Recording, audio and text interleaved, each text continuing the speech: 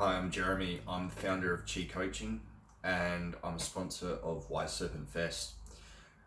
I was interested in becoming a part of Serpent Fest because I really connected with what Grace was trying to do, both in the intent behind him bringing it together to create a change in youth culture through music, art, wisdom, but also in the way that he's going about that and creating this cloud-based online festival. I thought that was a really progressive and cool idea that I wanted to be a part of. Personally, I can really connect with being at a low point in your life and not wanting to continue. When the suffering becomes so much, I get that. I had quite a bit in my toolkit now to help with this very thing. Years of my own journey took me to some dark places, and at one point I was definitely considering suicide. Perhaps not in the conventional way, but just when driving, for example, I was looking at a stovey pole and thinking I could run into that. Not really thinking about the outcome of and feeling the heaviness of killing myself, but more in the sense of just wanting the suffering in that moment to end, but maybe not grasping the finality. And probably, these are in suburban streets, so it wouldn't have been most likely to that degree. However, I digress. So I say this to share that I've been to some dark places, some dark nights of the soul, and fortunately coming through it, it's made me a stronger person that's more able to help others. And ultimately that's why I created Chi Coaching. The name Chi came from me going through my own health battles and losing my own inner essence of energy and wanting to help others find theirs, but also to help navigate or help people that are earlier on in the journey, perhaps going down those difficult paths that I did, maybe to navigate them a little bit more efficiently and be more aware of where they lead and not necessarily have to go the whole way down each path to find out where it leads. And yeah, if I could contribute to that through being a speaker at this event, then that would be quite amazing.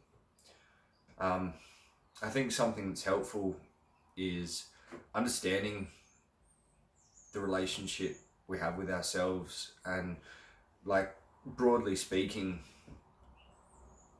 from my own experience, when considering suicide or ending suffering, it's because of suffering. It's because often we don't like how we feel about ourselves. Is perhaps one aspect that we could boil it down to. Obviously there's so many things that affect that, and this is something I'm really passionate about, that sometimes the biology can actually affect the mentality, the emotions. Like we often can get caught in thinking that, let's say, it's your actions or it's what you've been doing, it's how you feel about yourself is the consequence of those things. But let's say for a minute that you actually had suboptimal brain chemistry, that could be manifesting both in not the actions you want to be taking, but also the feelings about yourself could be skewed to be far worse. So I think that's really a conversation that needs to be brought forth, because it can be quite easy to not be doing the things that contribute to health, feeling bad about ourselves and thinking and blaming it on ourselves, when sometimes it's lack of optimal chemicals contributing to our condition and the way that we feel. So I think that's where my passion really lay, in helping people support themselves through physical health. Obviously, I'm very holistic, body, mind, spirit, but I think the first avenue to focus on is the body and health, and encompassing everything from fitness to well-being, and really doing a broad spectrum thing, nutrition, everything that goes into that. The then going on to mind, looking at perspectives and discipline, focus, and then working on a spiritual level to look at the patterns in your life. And sometimes you think these things overlap and can be done simultaneously, but as a general principle, working on the physical is going to improve both the mental and the spiritual, and then you'll be able to work on the mental. And if you see the trend, it's going from more defined form into more ethereal. And yeah, essentially, I think that's what I'm all about, is the connection we have with ourselves and how to improve that connection with ourselves. In my own journey and philosophy, I've found that we go through several stages of connecting with ourselves. So in my experience, there's 9 stages to connecting with yourself: experiencing, understanding, accepting, forgiving, embracing, acknowledging/respecting, appreciating, loving, and finally being yourself. Now obviously these cycle back over, but let me go a little bit deeper into what each of those mean. So experiencing is when you're unconsciously being drawn into experiences. Understanding is getting to know the aspects that make up oneself, like your behavior and your nature. Accepting is accepting the aspects that you've learned about yourself, your behavior and nature, and so on. Forgiving for yourself for how you've treated yourself, aka not accepting yourself. Embracing, feeling better about yourself, and then trying to work together with yourself. And acknowledging and respecting yourself for who you are, and then appreciating yourself, loving who you are at your essence, and then finally being yourself, becoming so full of love for yourself that there is nothing but yourself, and you are yourself. You can be yourself.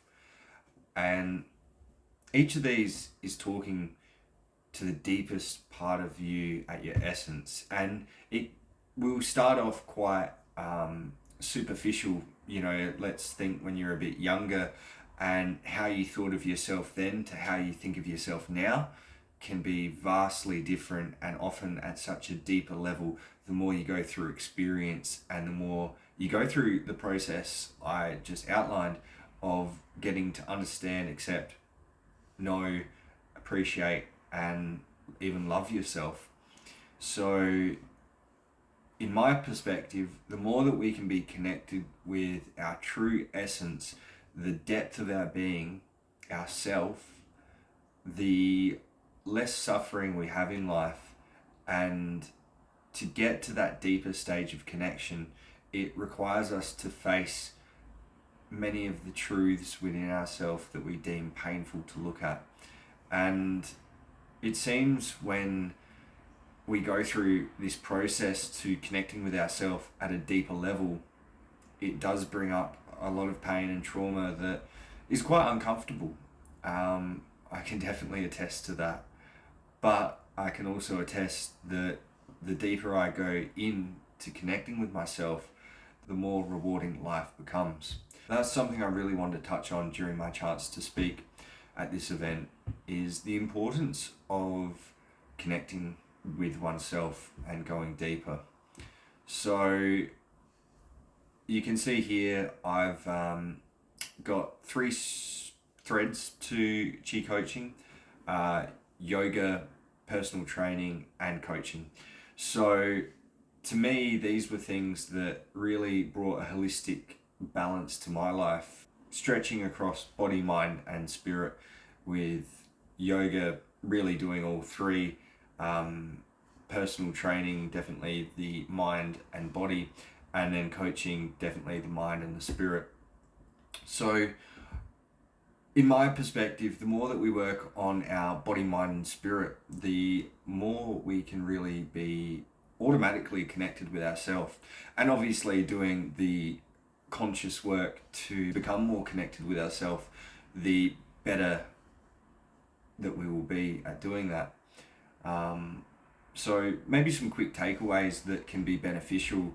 Like, one of the quickest ways to connect with yourself, hands down, is meditation. There's no way around it. Like, a lot of people can really get put off by the thought of sitting still and being bored. But the interesting thing about meditation is the mind, when in control, really wants to resist the thought of meditating, and it will often think or try and put us on any different path than something like meditating that's going to actually take the mind out of control. Because the way I see it is, our mind can actually be occupied by ourselves, or it can go on autopilot.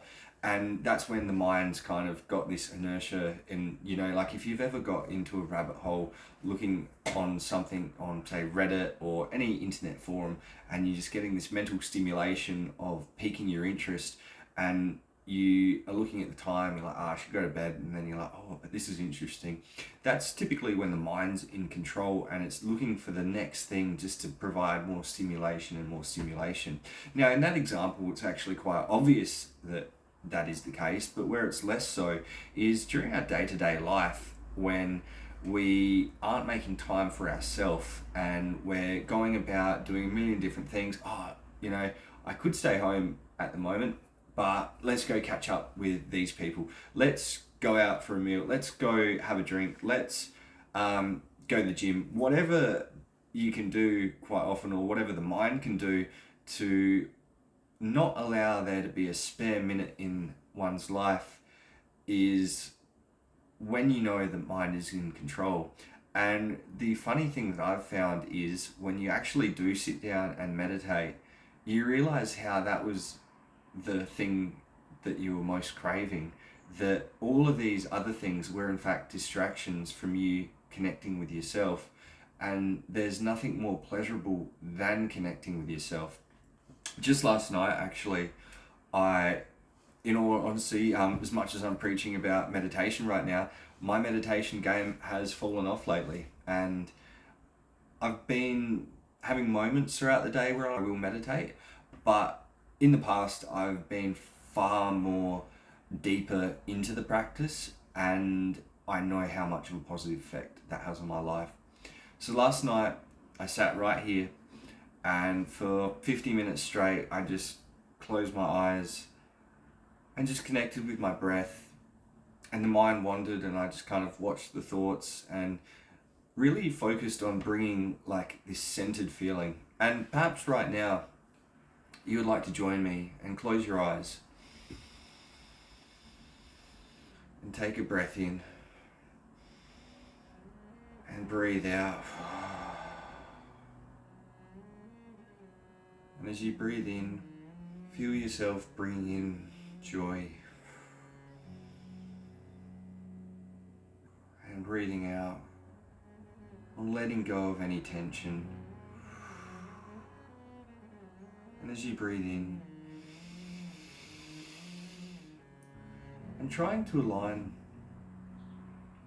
your breath with your heart, with your heartbeat, with any sensations of tightness in the body. Try and align the breath with all of it. So each breath in, feeling it, oneness with your breath. Breath out, feeling any tension in the head starting to dissipate.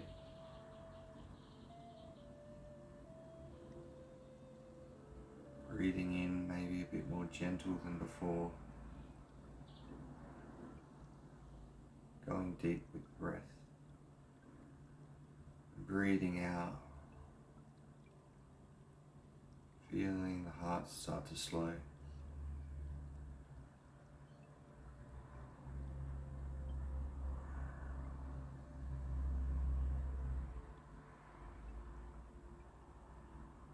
coming into alignment with the breath.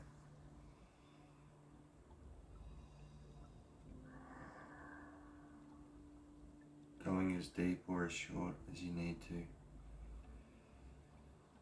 And bringing some awareness to the mind. And looking in at the mind as if you're standing from behind. And as you watch your mind, ask yourself, do I have any problems right now in this moment?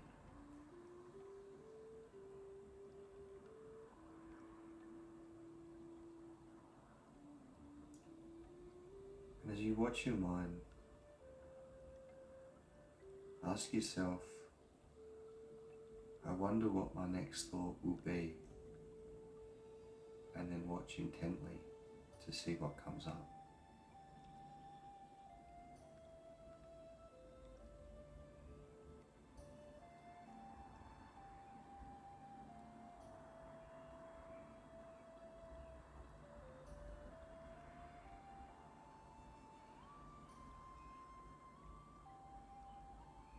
And maybe now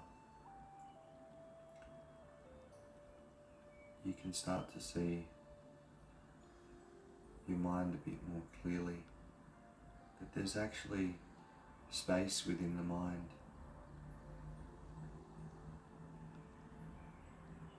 And as you begin to watch more and more, you can feel yourself entering the mind, no longer out of your mind.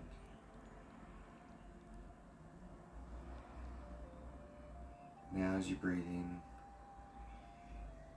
feel your breath lengthening up the back of the neck, and with each breath out,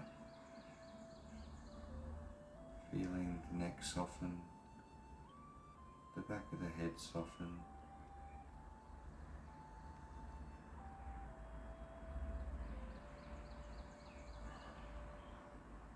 now gently bring your awareness to the sounds surrounding you. Maybe gentle traffic in the background, a gentle breeze. And I want you to breathe in these sounds.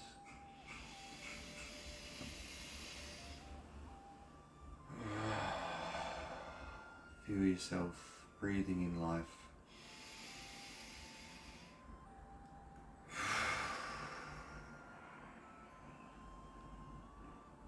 One more deep breath in. And on your next exhale, gently opening your eyes, returning with a half gaze, but bringing this inner stillness and peace with you.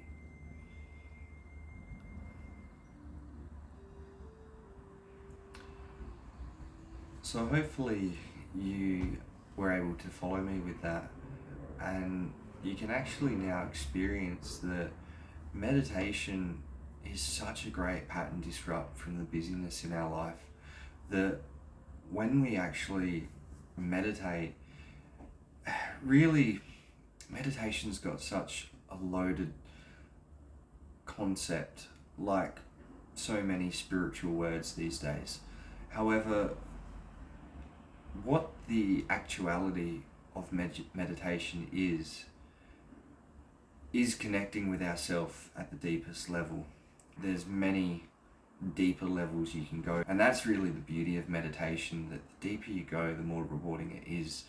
But like anything worth doing, in the beginning it's the hardest to do, where there's the most resistance. And as you keep doing it, it's what I call the law of diminishing effort. We've all heard of the law of diminishing returns, but I believe there's something called the law of diminishing effort, where the things that require the most effort in the beginning become easier, and the things that require the least effort and least resistance in the beginning often become more effort as time goes on. And meditation healthy eating, exercise, they definitely fall into the former category. The effort is high in the beginning, but becomes easier and more beneficial as time goes on. Whereas, let's say, basically short-term gratification is the path of least resistance in the beginning, but later on the consequences become paramount. So rather than maybe thinking even about the term meditation, thinking about just sitting down and taking a conscious breath, and following that for as many as you feel like doing. And if it's one, there's nothing wrong with that. And if it ends up being longer, then great. But the more that you can do that throughout the day, there's going to be a direct correlation to the amount of joy that you experience in life. And I put that down to the fact that meditation, perhaps you felt from that quick session we did there, really takes you out of the stress zone, the sympathetic nervous system, and puts you directly into your parasympathetic. And so you can feel head tension comes down, body tension, stress effectively reduces. In Eastern cultures like Japan, they actually call the parasympathetic system the God flow system. And I think this is really telling that these two branches of the autonomic nervous system, parasympathetic and sympathetic, work inverse to each other, meaning when one activates, the other shuts down. So these two are critical for our operation. In the past, ancestrally, we would be thrown into sympathetic activation when a tiger, lion presents and we needed all the blood to go to the extremities, high stress, adrenaline, and get out of there. Nowadays, the equivalent of the tiger is the build, survival needs, any emotional trauma. All of these things create sympathetic activation, and as well, not getting into, the inflammatory side of things we consume physically. But basically, when we're in a stress state, we're the less authentic version of ourselves. You would know this anytime where you've been in a high stress state and you're reactive, that you snap at someone, versus when you've not got much on in the day and you're just feeling absolutely zen. It's far more easy to take the actions and be who you want to be in that moment. And I think it's really critical that we do spend time cultivating our well-being and entering this parasympathetic state to really be who we want to be. So I think there's some beneficial things that you can hopefully take away from that. I'm active on Instagram, on Facebook. I'm just starting a page, Chi Coaching. And I'd love if you do have any questions relating to PT, yoga, coaching, the self, health, anything that I've spoken about, please reach out and I'd love to just have a chat. So, Jeremy C from Chi Coaching once again, and enjoy Wise Serpent Fest.